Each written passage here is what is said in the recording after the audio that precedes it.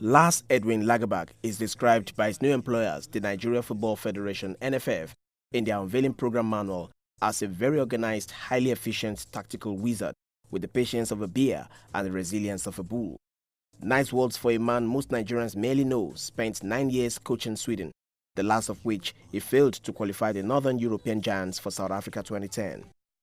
To dig deeper into the personality of Lagaback and provide insight into his coaching style, 90 Minutes spoke to his compatriots who have followed him for years, and the first point to note is that we have a man who is not easily swayed by emotion even when a football match is drifting out of control. So do not expect to see a coach panting up and down the touchline for Nigeria, and his background has a lot to do with that.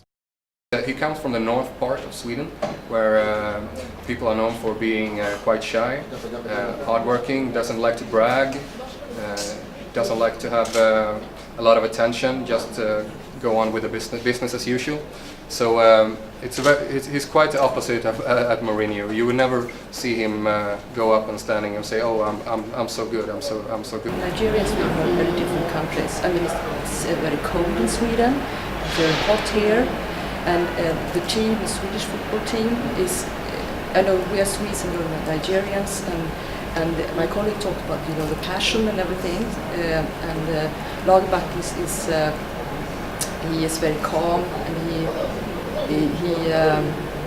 I think it's going to be very different for him to work here with the Nigerian team, and I think it's going to be a challenge in a good way for him and also for the Nigerian team, because he is a good coach, and he has been, even though Sweden didn't take Sweden to the World Cup this year.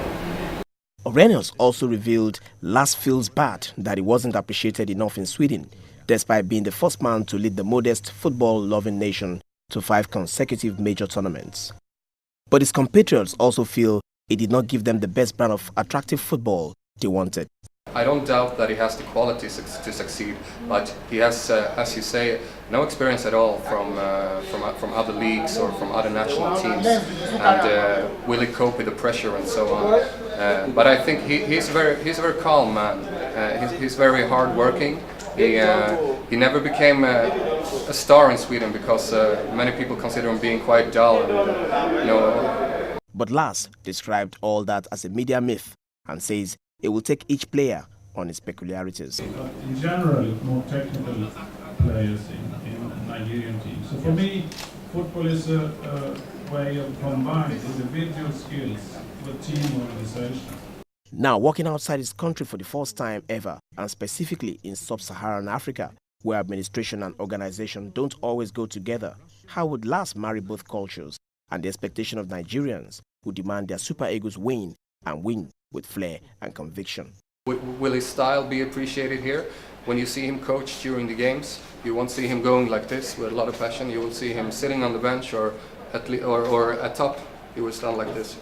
So maybe someone would say, "Hey, where's the passion? Where's the heat?"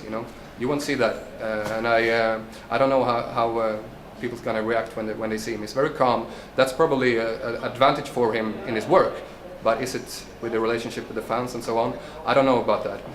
However, Augustine Eguava, one of the local coaches detailed to work with Lars, feels no qualms about the task. He's a coach with pedigree, and I've worked with a whole lot of people before.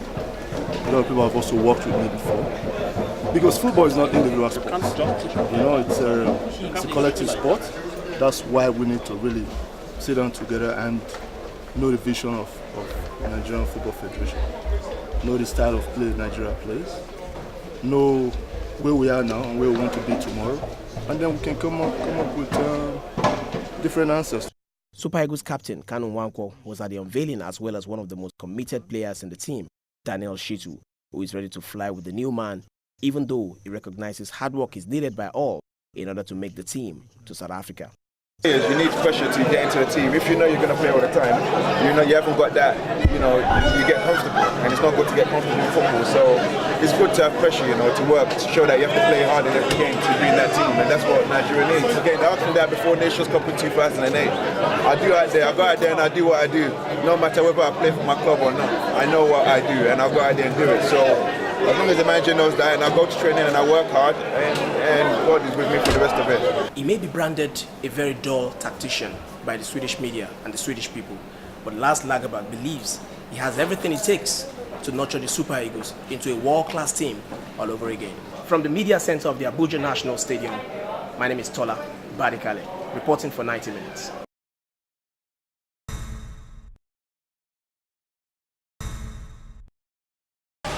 Because what I am today, Shooting Stars contributed to what I am today. And during that period, that was when I was playing for the country. That's where the then national coach picked me and I played for the country. What Amadi said, I want to say that is so personal opinion. This is a free country. It's entitled to what he said. What he said now backfire for him, you understand? But I, for one, I believe that we have abundant talent in this country. If we really look into our league, definitely we will see players that can represent the country. And that also gladdened my heart when